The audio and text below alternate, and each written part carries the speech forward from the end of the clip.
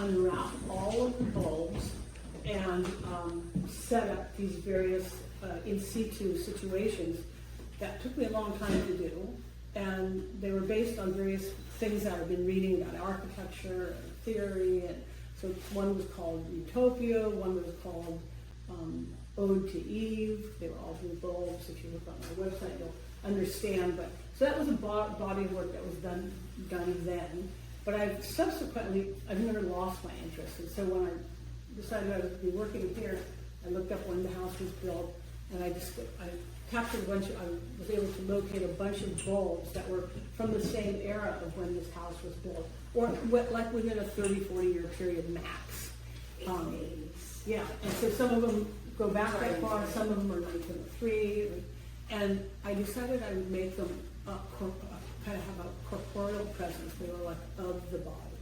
And so when you went up to them, you couldn't help but have this reference of your body, of a body. And that's why I've made them so big. And I've made them all blue, so you'll encounter several of them throughout the house.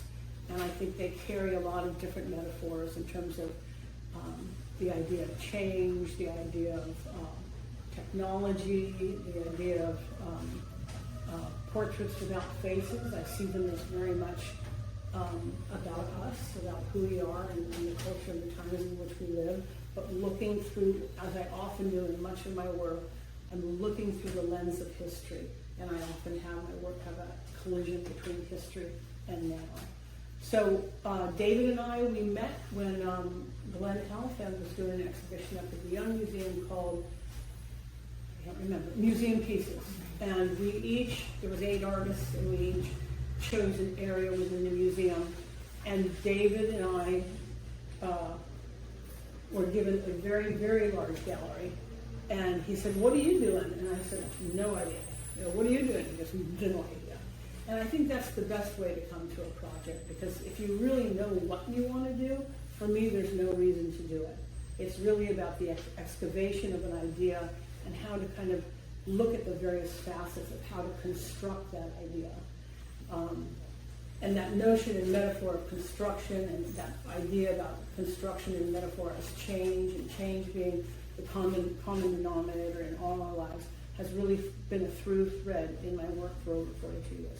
So I went into a big safe that had been, nobody had been in there, and it was a series of registrars' ledgers of all of their acquisitions from 18, 17, however long, and it was beautifully inscribed with what they bought, the condition of it, who they bought it from, where they traveled, and just all this anecdotal information that told me so much about systems of museums. And I did this piece where I photographed again with an 8x10 view camera, so that the visual kind of hyper-realism I could get from that became this this kind of poetic narrative, just from even seeing, kind of cursive writing that was being done in the 1890s. And then all of those had these incredible French end papers, marble end papers. So I made this, I think 24 page grid in the thing, and one wall, and David was like, "Yeah, wow." He goes, "I like that. I wish I had done that." And then he comes in with an axe, and he turns to his side of the building, and he looks and measures, and he goes, "I think I'll start there." And he just takes his axe and goes, and it's kind of like reverb a little bit. And what it was it's plaster lath. It's the old, the young way. And behind that plaster lath was a metal I-beam. And that so he starts peeling away all the plaster lath, sheetrock, whatever's there. And there's this black Corten I-beam structure that's holding up that area of the building. And he gets closer to it, and then some kind of spray paint, not fluorescent, because I don't know if they had fluorescent paint at that time, but it was spray painted. In metalworking, people often spray their initials when they finish building a bridge or whatever. And as he's looking at it, he goes, "My God," and he goes, "Shit!" And then "What's wrong?" He goes, "It says DI." And so it just said DI, and he goes, "My piece is done." Because my piece is done, and he was really upset. because he was like, you've got to go into these saves, look what you're doing, and he goes, I got a hole in the wall.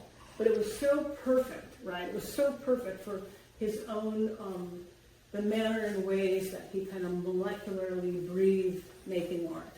So it was just really, and that's how we met, okay? And then years later, we were both picked up by Jack Shainman Gallery in New York. So we were both there for kind of the same amount of time, about a decade and a half. So we were like the only West Coast or San Francisco artists at Jack's new place in Chelsea. And so that was another correlation we had. So we would often have these dinners and, you know, talk smack and, you know. So that's what and, you know, my partner, Loretta, my wife of 37 years, remembers very fondly being, you know, in David's kitchen and him like cooking like something very special, and it needs to have olives. I'm like, good, yeah.